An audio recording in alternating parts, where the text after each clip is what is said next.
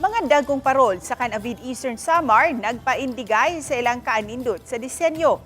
Pasko feels na gayud ang vibe sa Great Park Plaza ug sa pamilihang bayan sa lungsod. Din makita ang 13 kabonggang mga parol nga misalmot sa 8th Lamrag Giant Lantern Festival.